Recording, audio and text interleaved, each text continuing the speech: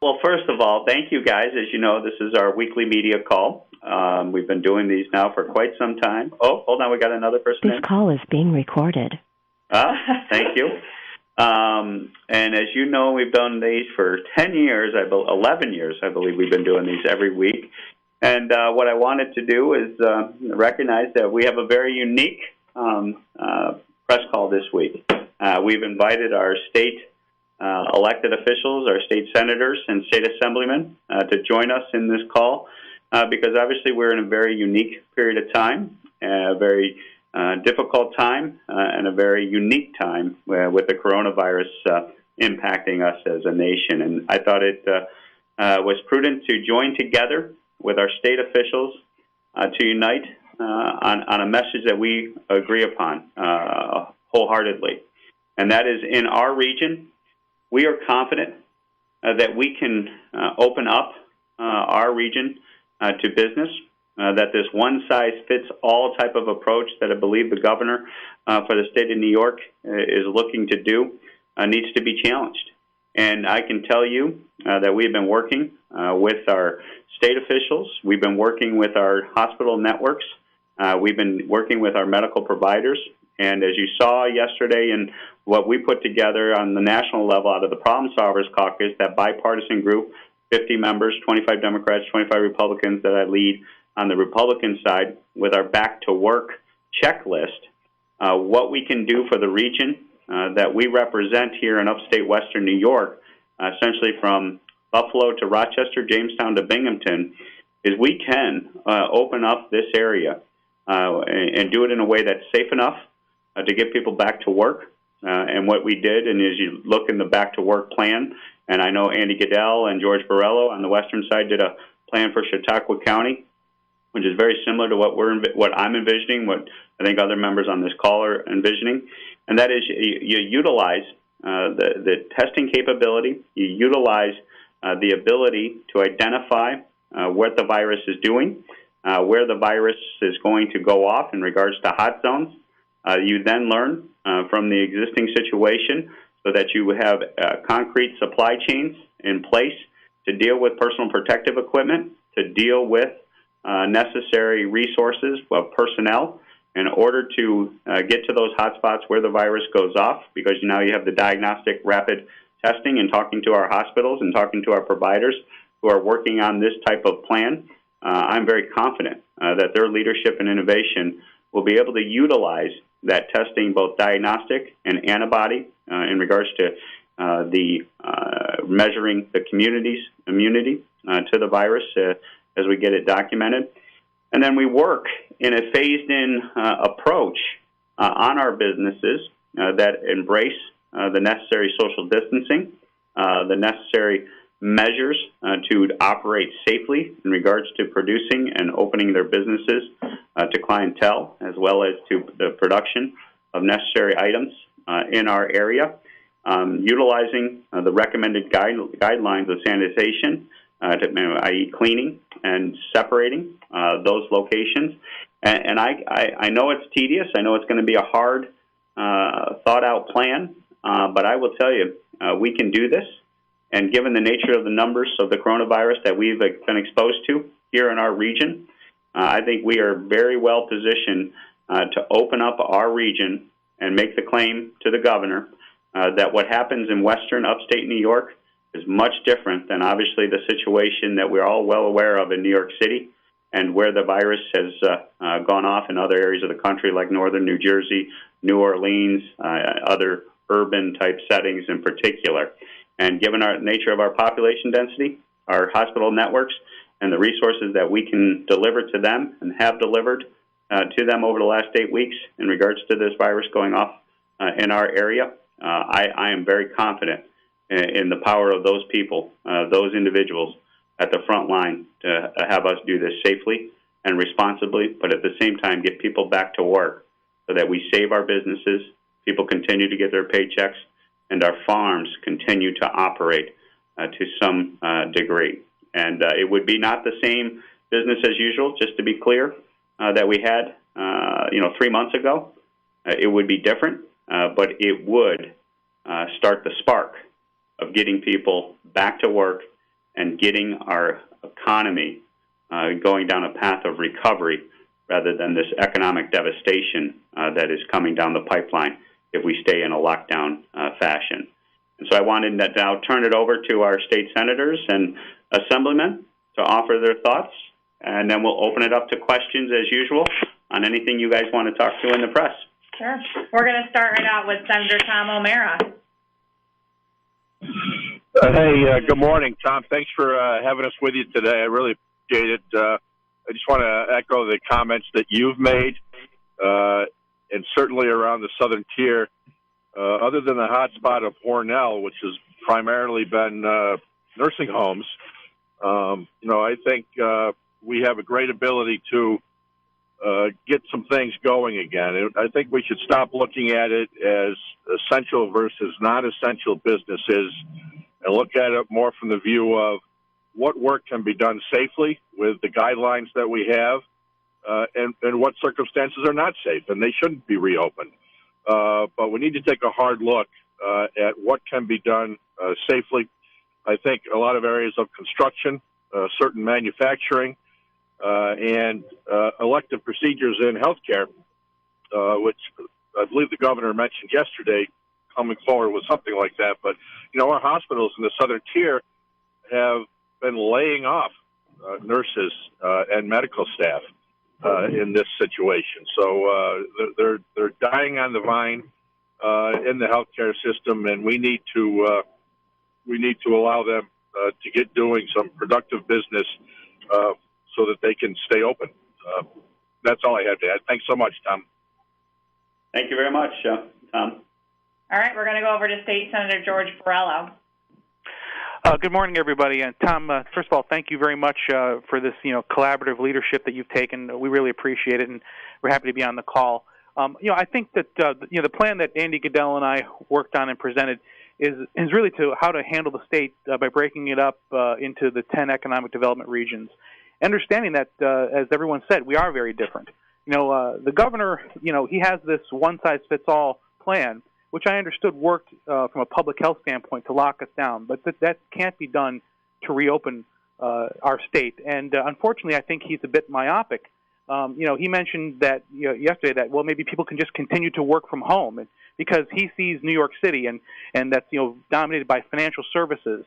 But you know what? You can't work from home and build an engine. You can't work from home as a chef running a restaurant. We need to get people back to work, and we can do it safely here. And I think that while everyone wants to know, well, what are the guidelines, first and foremost, I believe CDC has put forth some guidelines to do this safely. But also we should ask our businesses to say, following these guidelines, how would you reopen your business? And keeping in mind that most people aren't going to want to, we're not going to flip a switch and people are going to want to go crowd themselves into movie theaters and restaurants again. They're not going to want to do that. So businesses will have to adjust because that's what their customers are going to want also. So we need to get put in the hands of those businesses to be able to put together a responsible plan, because that's the only way they are going to be able to survive, is by doing so responsibly as well. We will do this safely and conservatively, but it has to happen, and the plan needs to start now. Well said, George. Well said. All right, we're going to move over to Senator Rob Orrt.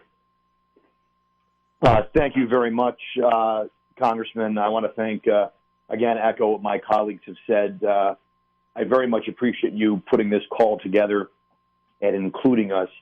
And as you already mentioned, the need for the continued collaboration between every level of government, federal, state, right down to our local, is imperative during this crisis, and especially in the context of what we're talking about today, which is reopening our economy in some way and in some fashion. And I just, without belaboring, I don't want to repeat what's been said by everybody so far, but I think we need to realize that, this is not a binary choice. It's not a this or that. It's not you either care about public health, therefore everything has to stay shut down for weeks or months going forward, or you don't care about public health and you're only focused on opening the economy. Two things can be true at once. I think everyone on this call, I know everyone on this call is concerned about public health and about making sure we get control of this virus and it doesn't spread and overwhelm our hospital systems like we've seen. Of course, we don't want people to die unnecessarily. We want to make sure that people have access to testing, all of those things. Having said that, there's, it's just as wrong to be indifferent about the economic realities and the potential economic calamity that is in the process right now. It is going to affect as many, if not more people than the virus affects if this is allowed to continue sort of at its current state. And so, and as has been said, it's not just going to be as simple. We shut it down pretty quick. If you look back, this was really shut down in a matter of days. It's not going to come back that way. It would be impossible. And so it's going to take a thought-out plan, and it's going to take real discussion by every level of government, like you're seeing on this call, and I think it's going to continue. And I think it's important that people know that discussion is happening. I think what you're seeing right now is a bit of, when the governor hit his pause order to May 15th, I think that caused a lot of hopelessness amongst small business owners and employees of those small businesses that said, well, wait a second, when am I going to go back to work? When might I see a paycheck again? When might I be able to resume my livelihood? And there's no answer right now. And so I think what we're saying is we can do two things at once. We can continue to look at this from a public health standpoint and take those considerations into our planning for reopening the economy. And so, it's not a matter of choosing one over the other. There's no business in my district. I don't believe there's any business in New York State that expects that they're going to come back exactly the way it was before. And there's no business that wants to put their employees or their customers at undue harm or risk. And so everyone is trying to do the same thing.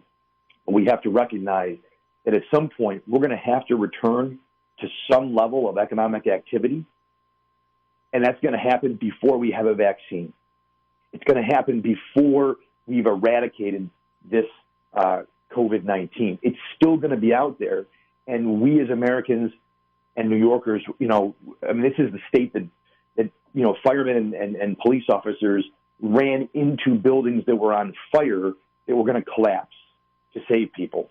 We are a brave people, and we're going to have to be brave as we go out into a world where we know this virus is out there, but we're going to go out and we're going to, try to safely resume and restart the greatest economic engine, and that's the U.S. economy, over the next several weeks and months. And so I want to commend Congressman Reed for his efforts in that regard and my colleagues on the phone in that regard as we go forward.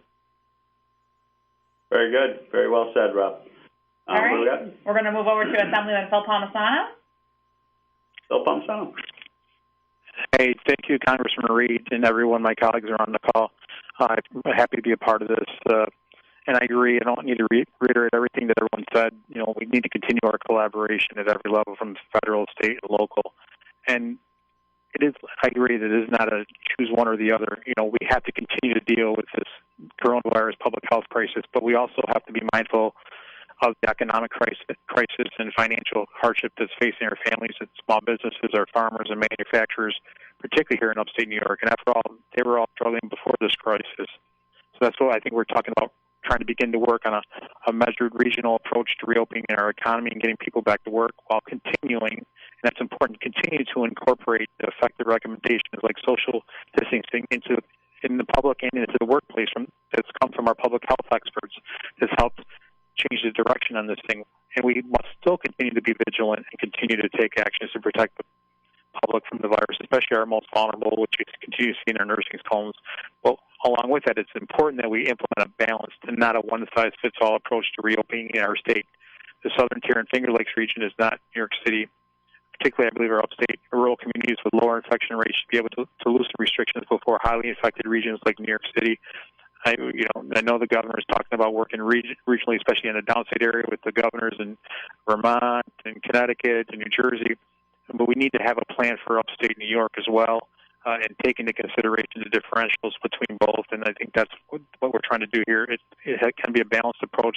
We can address the public health crisis and safety measures that we need to do while continue to try to work to implement and open up our businesses and our economy so things can get started again. But there needs to be a plan, and we need to start working on that plan so that can happen, and it needs to be together collaboratively. Thank you.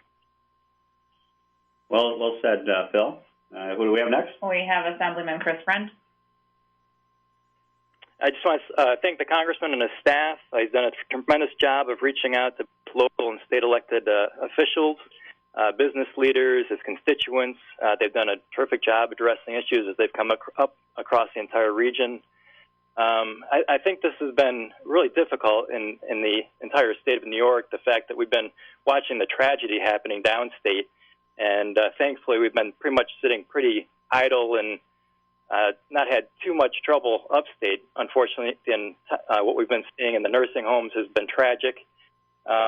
But we need to change the direction that we're going, and the idea that we're going to allow the state to open up as one instead of going as the regional approach that both the Problem Solvers Caucus has addressed, the Assembly minority just put out last night, and both Assemblyman Goodell and Senator Borrello talked about earlier.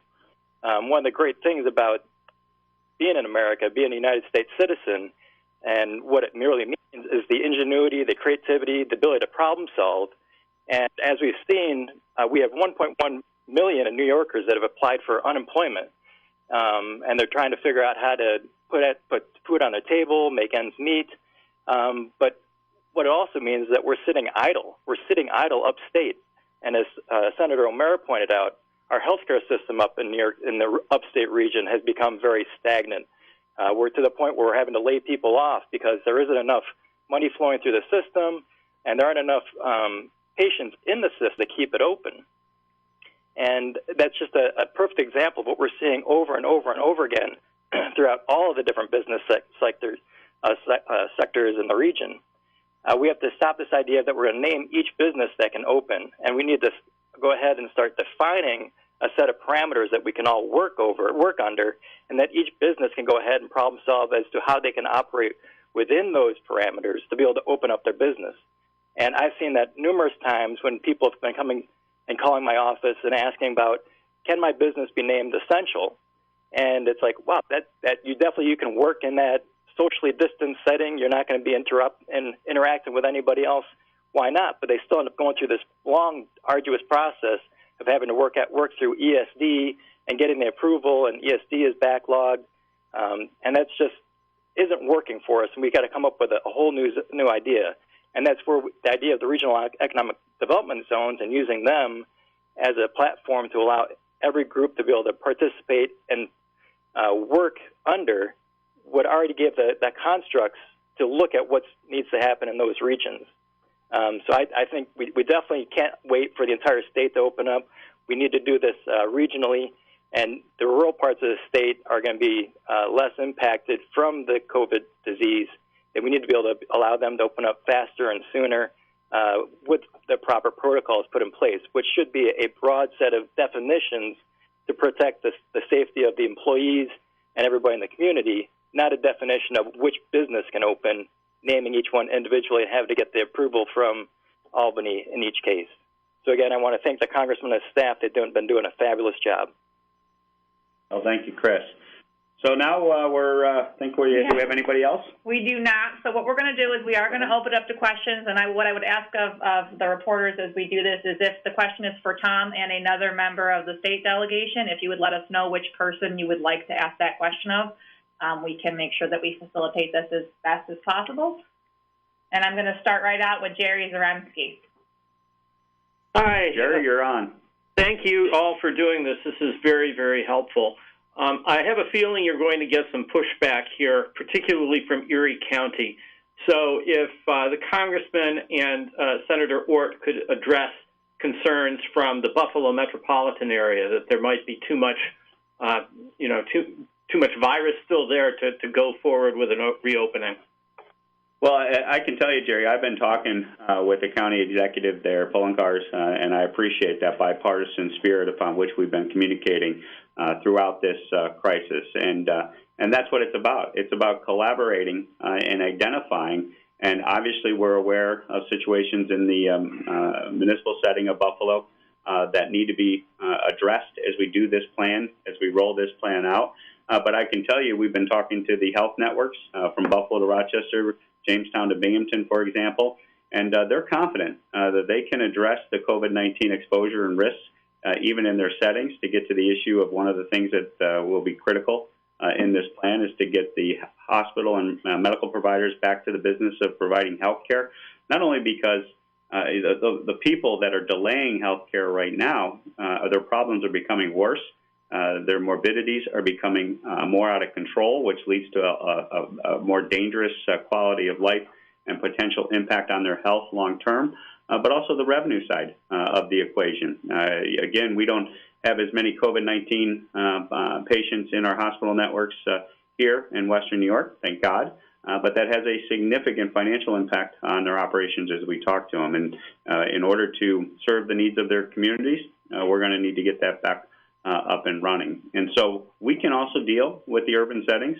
Buffalo is obviously one of the areas you got to keep an eye on, but it is not the same level of virus, in my humble opinion, than what we're seeing from members I talked to in the city of New York, as well as northern New Jersey.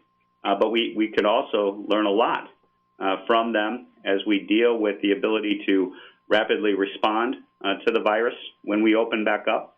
And a business in Buffalo may have to delay a little bit of their opening just because of the nature of the virus that is there. But that doesn't mean we can't have other similarly situated businesses proceeding in other areas outside the setting. So having those conversations, I've been so grateful. And the leadership that the county executive Palmesano has exhibited by being available to me with phone calls, I just got to tell you, I appreciate that. It is setting aside partisan divide and working together for the common good of the people we represent. So, Rob, I don't know what comments you'd offer. Yeah, I would certainly echo what the congressman just said. Jerry, as you know, I certainly represent the other county of the Buffalo Niagara region. And I don't think anyone, I want to be clear, I don't think anyone is suggesting that this all has to happen today. I think what we're suggesting is we need to formulate a plan for when and how this is going to happen. And I think, someone made a great point that, we need to put parameters in place, I think, for any business. I mean, right now you obviously have the governor's mask order, and people are going into grocery stores, wearing the masks and taking the social distancing precautions.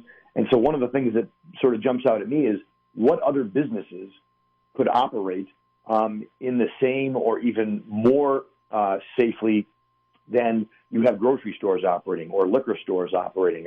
So you already have certain stores that are operating even within the current very restrictive parameters we have now. I think what we're talking about is let's put a plan in place that outlines how we're going to grow and restart our economy and maybe add to those businesses that are or can operate safely as we go forward here. Now, that might look different, next week or 2 weeks from now than it will a month from now, but I think we have to put that in place. And so I don't know that there's going to be pushback in the standpoint, or I hope there wouldn't be, because this should be, and nor do I look at it as a Republican-Democrat issue. I mean, for God's sakes, the pandemic and the virus shouldn't be. Everyone wants to do the same thing. Everyone wants the economy back up, and everybody wants everybody to be safe. So I don't think we're working at cross purposes here. I think what the congressman has inferred is we need that input from people like Mark Poloncarz, from people like Mayor Byron Brown, from the Niagara County Legislature, from our health department directors. We need to have them.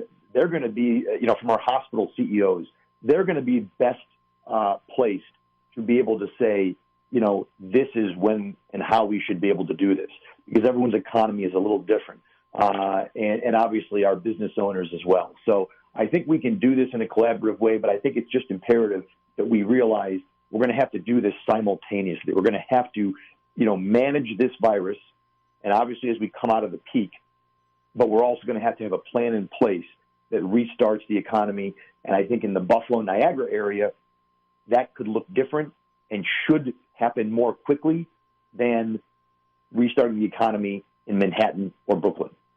And Jerry, I'll just one last point.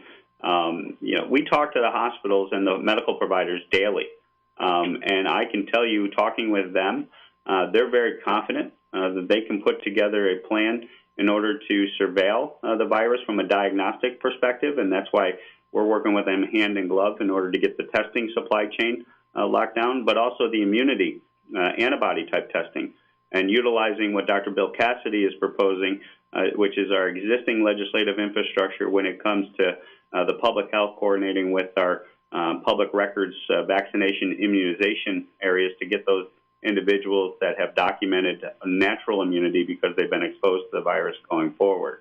And by doing that, you're going to be in a position where you can do that with HIPAA and EEOC compliant, and that would encourage folks that have that type of response. That their exposure level is much different than someone who hasn't been exposed to the virus also. And so that's part of this plan also that we're putting together as we speak.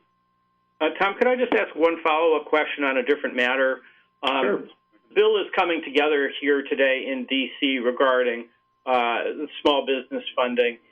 It will not include funding for state and local governments. I know you've been pushing for funding down to the local level. Why are your fellow Republicans in Washington so opposed to funding state and local governments at this point in time in the crisis? Well, and I appreciate you recognizing at this point in time. My concern on the Paycheck Protection Program was, Jerry, I was very adamant about this, should have been done last week. And because of horse trading that is now in the hands of 4 people, Chuck Schumer, Nancy Pelosi, Mitch McConnell, Kevin McCarthy, that they opened up this box beyond what I think we all unanimously agreed on before, was that the Paycheck Program needed additional money. There's broad agreement to do that. Because we had to pass it by unanimous consent, you're not going to get into other issues. Now, they were able, it looks like, to get hospital funding and testing money put together, is my briefing on where that deal stands. That's good, I guess, but it also has delayed it. And I can tell you that we are hearing horror stories because people have given up hope. They were promised a paycheck loan last week. I know of a farmer, we've heard anecdotally, don't know him personally, but killed himself because he was a 5th-generation owner of a farm. That because he didn't think that money was going to come, he lost all hope and committed suicide. And so that death, in my humble opinion, is on the hands of the idiots in Washington, D.C. That wanted to hold up this Paycheck Protection Program to get whatever horse trade that you needed to get 100 senators to agree in the U.S. Senate and 435 members in the House to agree to. But it is what it is. I'll call it out for what it is, but I'm going to be voting for that package when it comes to the floor, because it's critical to get that aid going. On the issue of state and local aid, there is a concern that some members of the caucus, of the body, across the spectrum, and some Democratic members have expressed this too, Jerry, that one of the things that they're concerned about is that by giving the money to the state and not to the local, that you're giving it to governors who may not potentially be making sure it gets to the right places. You're also, there's a concern, general thought process that some members feel that you don't want to reward what was already bad practice of certain states because of budgetary shortfalls. New York had a $6 billion shortfall before COVID-19 going into its budget negotiations, and these members here are well versed in it, obviously, from the state level. You got Illinois, for example, that had a significant budgetary shortfall before COVID-19, and the concern is that they were trying to hold up the Paycheck Protection Program for leverage, quote unquote. I heard that word 1,000 times over the last week, which is appalling to me as a human being, that you would leverage people's lives in order to get a political win. But that is D.C., I guess. And so that's where some of the objection has come from, and it has been expressed on the Republican side along those lines. I've weighed in with the president as well as our Senate leadership as well as our House leadership that I'm a firm believer in state and local aid. I was glad to, over the weekend, hear that Chuck Schumer and Nancy Pelosi agreed on a formula distribution that was more equitable for local governments. I'm glad Nancy Pelosi, is my understanding, agreed to that as Chuck Schumer pushed her. in regards to that. But there is an important piece that is missing in that formula, and that is that maintenance of efforts language to make sure as we secure local aid for our municipalities, our city, town, villages, school districts, etc., that the governor can't take a corresponding amount out of the state budget, as he now has this 90-day independent discretion and authority. Essentially, if we give $1 to a city, we better make sure that the governor doesn't take $1 away from other budgetary lines, because now he sees that he can take that $1 away because the federal government's given it to the local government. That will not be acceptable. So we've been working with the Association of Counties, the NICOM, the U.S. Conference of Mayors, the National Association of Counties, to make sure that I applauded Chuck Schumer and Nancy Pelosi for that new formula agreement. And as we go into phase 4, the only thing I would ask for on Republican side is that maintenance of efforts protection from governors doing the old bait and switch tactic is protected. And I'm confident that once we get to a legislative process where there's 60 votes in the Senate and 218 votes in the House to move phase 4, that we could actually get a product that would reflect that type of voting and bipartisan support of enough Republicans and Democrats to agree to that type of assistance to our local governments. They need it. All right, we're going to go on to Terry Frank. Yes. Terry Frank, you're up. Hi, Tom. Again. Yes. A little bit earlier here. I just had one follow-up, and I know that you addressed it here a moment ago, but Jamestown has revealed, the mayor last night at the end of the city council work session, that they are looking, because of the COVID outbreak and the shutdown, they're looking at a $1 million to $4 million budget gap during the coming year. What kind of assurances can you give Eddie and others that, the dominoes aren't going to fall as they might predictably in this kind of situation? Well, first of all, we're working hand in hand. I'm talking to the mayor and to each of the local governments and our state officials on this call to make sure that we hear them. We're standing with them. That's why the local aid provision that we just discussed with Jerry is so important going forward, but also why this regional approach to opening up the economy is so critical to the survival of our local municipalities and the folks that are impacted by this, because when you shut down the economy and keep it shut down, that's where the shortfall comes from in the budgetary calculations, such as what Eddie is referring to. And so the sooner we can get people back to work, sooner we can open up the region, the less of a budgetary impact like that you will have. So my offer would be twofold. One, get the economy back up and running, limit the damage, and then two, stand together for local aid to make sure that it gets to where it needs to be, and the state governor can't take that money away from them in the budget process. Tom, thanks for the follow-up, and thank you, gentlemen. Thank you, Terry. Conference locked. All right, Brian O'Neill. Off. Hello. This question is for Congressman Reed or whoever wants to answer it. It seems like the governor hears the word Hornell a lot from reporters during his daily briefings. As such, would the governor be willing to allow Hornell to open up again? Would it be the governor's call, or how does that work? So, I mean, I'll defer to, I think Tom OMara is probably better to do that, but I will offer, that's exactly what we're proposing here, Brian, is for the governor to reconsider his statewide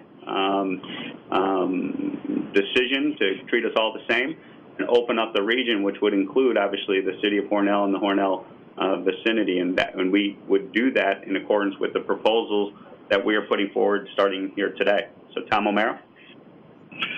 Yeah, I agree, Tom. And I think it's really in the governor's hands on what areas would be allowed to proceed and how. I would note that when New Rochelle was a hot spot initially, they did a special kind of zone for New Rochelle while they were getting that hot spot under control. And I would note that most of Hornell's issues have been within the nursing homes, one in particular. So, I don't see how opening businesses that can be conducted, safely under certain health protocols would really be a significant concern in Hornell. Thank you. Okay, thank you. You have been All right, muted. Michael Baldwin. To unmute yourself, press the star key twice. Michael Baldwin. Good morning. Actually, my question has already been answered, and I appreciate everybody's time. Thank you. Thank you. All right, we're going to go over to Susan Rose. Susan Rose. We are good here at BEN. Thank you. Susan. All right, we're going to go to Lucas Day. Lucas Day. Good morning. This question for Senator O'Mara or Congressman Reed. In Yates and Schuyler counties in particular, the COVID-19 case is low, the amount of cases. In fact, Schuyler County at this time has 0 active cases. There's been concern, though, of residents of obviously being 2 lakefront counties, of residents coming from other states, other hotbeds, to their summer homes. Have you spoken with medical officials in the 2 counties about that concern, and is that a concern of them? Is that other residents from other parts of the state or other parts of the country could come here and infect residents, which would really put a burden on our small health care systems? So, yes, obviously we've had these discussions not only in those 2 counties, but across with the health providers of the entire region, Lucas. And it's a legitimate concern, but it is a concern that can be addressed. And how it is addressed, that's why you have to have the rapid deployment. And, for example, we've been talking to Cayuga Medical Center, and they have an actual bus that they've converted into a rapid testing facility, can go mobile, can get to the area. And so what you do is you monitor where the virus is at. So if somebody comes in from another area, which, we live in America, we're going to be, and that's where civil liberties have to be protected. But as folks come in, they would have to obviously be aware of what the guidance is, how the businesses are operating, and we would have all the protocols in place. But to the point that one of the senators made, is the virus is going to be amongst us until we get a vaccine, and that's 12 to 18 months away. And so what do you do in the meantime? That's where if someone becomes ill, you identify that through rapid diagnostic testing. We work with our local, state, and federal officials to make sure that testing inventory is there and available to our health providers. And then once they identify that individual, now they go down the contact tracing and the ability to contain the virus, not mitigation. What we're doing now with the lockdown orders is mitigation across the population. What you would do is you would contain the virus so that individual will get the health care they needed, but then also you would know who that individual came in contact with, and you would go through the task of containing the virus and keeping an eye on those folks from quarantine orders and things of that nature. It can be done. The health providers are very confident that given the resources and the commitment to a plan such as this, that they would be able to do that. Tom O'Mara. Well, I don't think I could really add much to that, Tom. It's a great explanation. Certainly the local officials in those Finger Lakes communities do have concerns with that, and that's something that, has got to be balanced in any approach that we take here in the reopening of how we live here in New York State. Thank you, guys. And I would just add, Lucas, on top of that, you got to keep in mind, we're obviously in that area of the region. You have a heavily dependent tourism industry. And so to open up the tourism industry, I think, is critical for our wine industry, our wine growers, for our local municipalities with the sales tax and room tax that come from the folks coming to our community. And so, just because someone may come from outside the area, we should not fear it. In my opinion, we should be smart about it. We should be proactive about it, recognize the public health threat, and we should obviously have a healthy respect about it, but understand that we can do this. We can do this if we work together. Okay, thank you, and thanks for doing the call. Yeah, thank you. All right, Dave Raleigh. Well, good morning, Tom. Wanted to get your thoughts when we're talking about reopening counties. Chautauqua County is close to a hot spot like Erie County and Buffalo. How would the plan deal with that difference between the 2 counties? And maybe Senator Borrello can chime in on this. Well, I would first offer that obviously the Chautauqua County itself is much different. The COVID census of patients and impact there has been much more limited compared to some of those areas like you referenced, Erie, PA, and Buffalo. And so there's something there that historically has given it that result. And I talked extensively with Andy Goodell yesterday about exactly that. But I would also recognize that, we are going to have a regional approach to it. These municipalities, be it the city or be it Erie or Chautauqua County, they're going to have different virus census presence, and you just need to recognize it. And I will tell you that given the nature of where the virus is going according to Mother Nature, given the timeline that we're looking at for the summer coming up and what that's going to do in regards to the virus, we have to take all that evidence into consideration, and that's why folks like Scott Gottlieb and Tony Fauci, and I was in the Situation Room when Debbie Birx came from South Africa the first day, sat next to her. I mean, these are resources that we have available to us that we would tap into to do this correctly. And so, George, thoughts? Yeah, and I think certainly being on the border of Erie County like we are in the north end of Chautauqua County, that presents some challenges. But keeping in mind that, as I said before, we're not going back. We're not flipping a switch and going back to doing business the way that we did. As of right now, people in Chautauqua County with only 2 active cases are still following the guidelines of wearing masks and social distancing, and we will continue to do that. And it's the only way to protect ourselves because, I was driving to my office today, and I was behind a truck from Utah. There's, you have construction folks that are still here that are coming from other areas. So you're not going to stop the motion of those people, but you do have to take responsible social distancing guidelines until we have a point where we're comfortable that there is, effective treatment or whatever else that is going to make people comfortable. At the end of the day, there isn't going to be this mass rush of people that want to go out and go back to the way the things were. So just by that nature, people are going to be cautious. They're going to, and that will ultimately, be the best way for us to responsibly restart this economy. But in areas like ours, here in our district, as I mentioned before, we have to have a responsible way to get people back to work. I mean, you cannot think of things like a cubicle farm in New York City. You don't have welders sitting 6 inches from each other in a factory. And so restarting this economy and getting people to be able to get back to work and to contribute to the economy is going to be key to us surviving. There's this feeling on some people's parts that we have this unlimited amount of money we had Andrew Ocasio-Cortez propose giving everybody $2,000 a month or whatever. I mean, our economy is living on borrowed time with borrowed money, and we need to responsibly restart the economic engine as soon as possible. Well, All thank you. Jason Sample. Yes, good morning. My question sort of follows up on what some of the other things that have already been discussed, but it's focusing on what business sectors can open at what time and what are the key indicators. I know obviously manufacturing is different than retail. Retail is different than even the food service industry. So are there different indicators you'll be looking at to do this phase-in reopening, and what are they?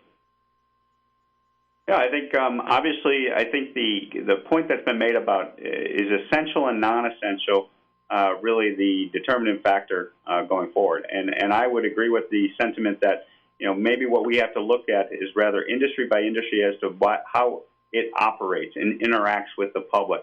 And if they can adapt their practices according to the CDC guidelines. So we would say to an industry, such as a hairstylist or something of that nature, and say, hey, you know what, obviously you're going to be in close contact with individuals. You're going to be obviously engaging in that type of activity. But I think at some point in time, if we do this correctly, you could have that type of business do its operations you're never going to get the risk to zero, but you can mitigate it as much as possible so that it could go forward.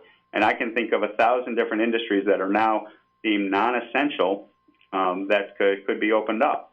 You could have restaurants that open up rather than just takeout, but they have to design their layouts so that the social distancing of where people are seated, what tables are set forward so that people could sit down is taken into consideration, them wearing appropriate masks in order to serve the public. You could see once public leaves, what type of sanitizers they use and deploy to make sure that they're washing the facility down. I mean, I can go on and on and on, and obviously every business, every piece of the economy will have a risk. The goal is to mitigate it to the least amount. Then you have a health system that has learned from the existing situation that can rapidly be deployed in order to contain any risk that could come in results of a COVID-19 positive test. Because the positive test will happen. We got to be honest with the American people. It's how we respond to it and mitigate the risk that is key to doing this correctly. All right, and just one follow-up question regarding the Paycheck Protection Program. This new round of funding that's coming in, some concerns have been raised on both sides of the aisle about how this money may be being used toward large businesses and not the small businesses as it was intended for. What assurances or what have you heard in terms of this next round of funding not being able to be utilized so freely by various companies and specifically only focused on smaller businesses that need it the most? So, well, there is a reform, my understanding, in the briefing. But first, let's be very direct and clear. This virus has impacted the entire U.S. economy. That's large business and small business, and so everyone has been impacted. And large businesses have a lot of employees, have a lot of vendors, have a lot of related businesses that have people working for them, and that you can have the trickle effect all the way through the economy articulated. So to say large businesses are bad, small businesses are good, is not something I will engage in. All businesses need the relief. Now, to your point, small businesses obviously, just given the nature of the operation, given some of their lack of long-term relationships with banking and credit unions, you just see as a result of the historic nature of being a small business versus more sophisticated large businesses, that disparate outcome in the process, but it's not by intention. And so one of the things I believe they're talking about, Jason, here is making sure that smaller banks, smaller community banks have access to a pot of this paycheck protection money that larger banks would not. That would ensure that that resource is more in tune and delivered to your smaller business, your more rural communities, where these bankers have more of a relationship with these businesses. And so that's one reform that I've heard that they're doing. I think that the cutoff's at the $10 billion banking operation to make sure that there's money set aside for those smaller community banks, credit unions to serve those more smaller business entities that otherwise don't have that sophistication to move on this as quick as others. All okay, right. thank you. Yep, thank Dennis you. Phillips. Dennis No questions today. Thank you very much. Thanks, Dennis. Matt Hummel. Yes, I have two questions. The first is probably more for Senator Borrello, but Congressman, please chime in. Senator P.J. Wendell last week expressed that he was optimistic that the governor's office would at least hear your proposal. Have you heard anything from the governor thus far? And do you think that you may have to make some concessions to see this plan work? Well, first of all, we submitted the proposal to Michael Schmidt, the Commissioner of the Department of Tax and Finance, because he is the administrative end of the Restart New York group that the governor put together. And some of the things that the governor has said in his recent updates seem to echo some of our sentiments in our plan. As far as negotiation, this is our recommendation. The governor ultimately has the authority to put forth this plan as he wants to. My concern is that right now, the decisions to close New York were made on a public health under a public health crisis model, which I agree with. Reopening it is going to be it should be based on both public health information and economic information. My fear is that the governor is going to look at this through a political lens, knowing that opening up upstate New York is going to create political problems for him downstate.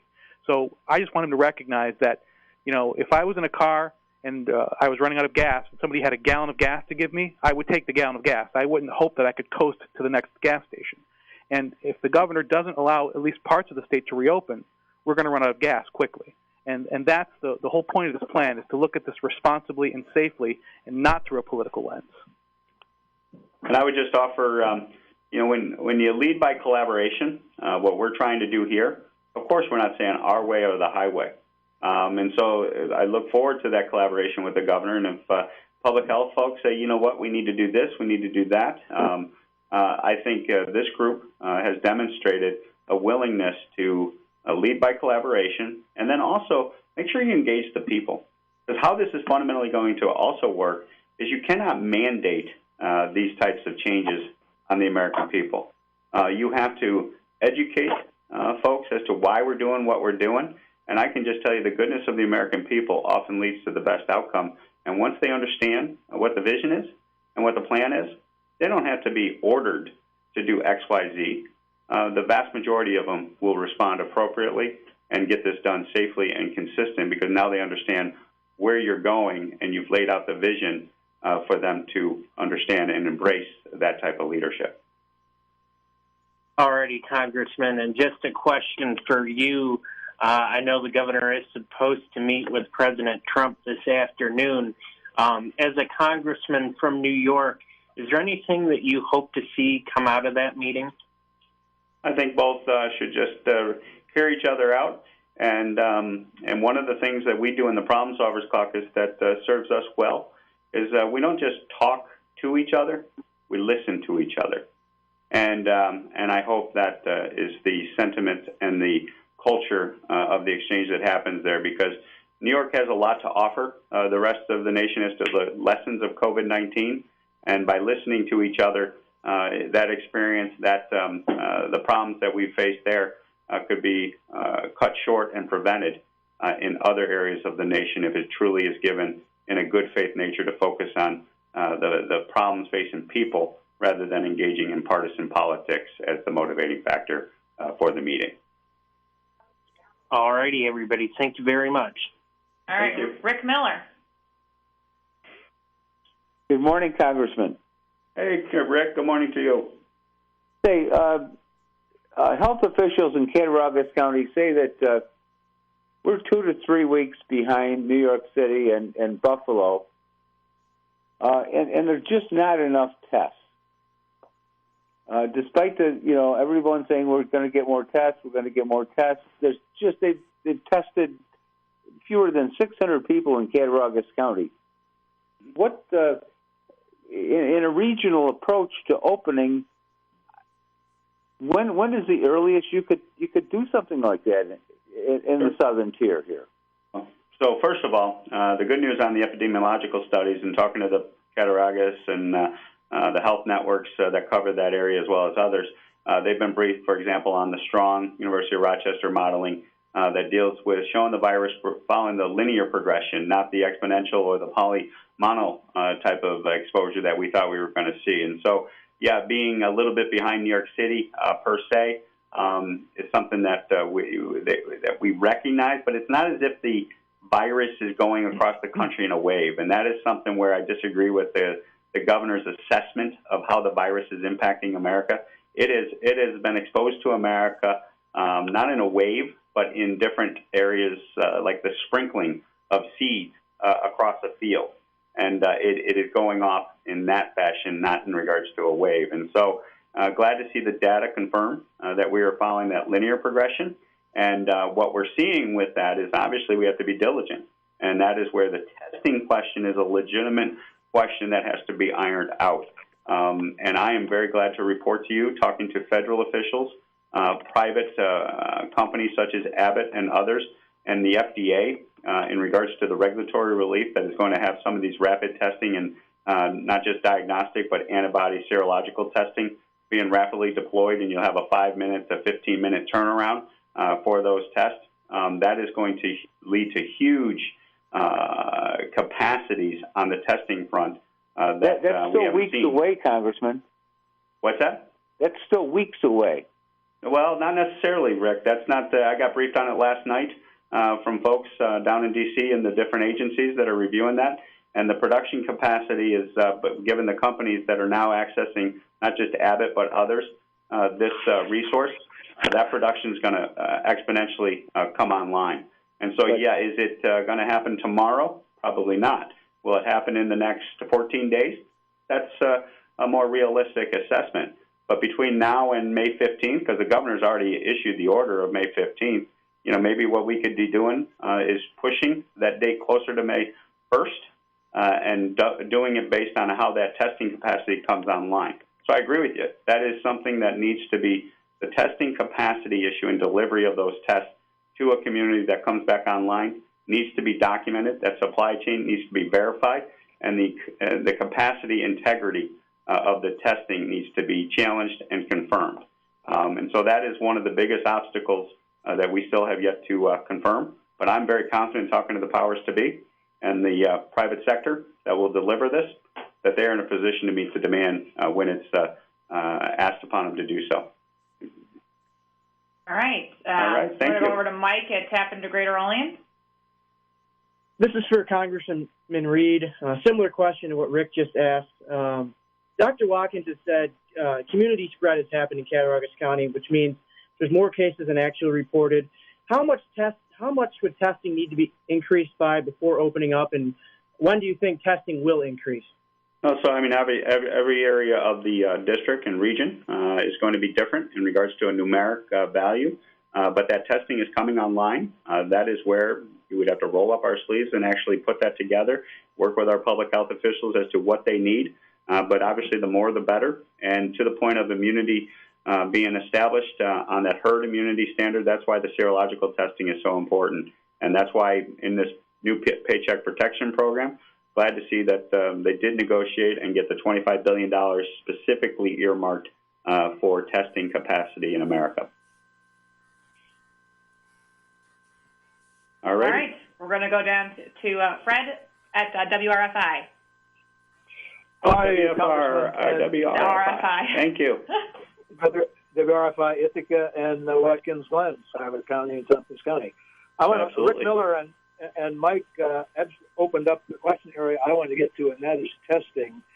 And testing is an ongoing thing. And my broad question is, or my specific question is, where should we have a regular reporting, like a weekly reporting across the region that says test given, hotspots, trends, procedures?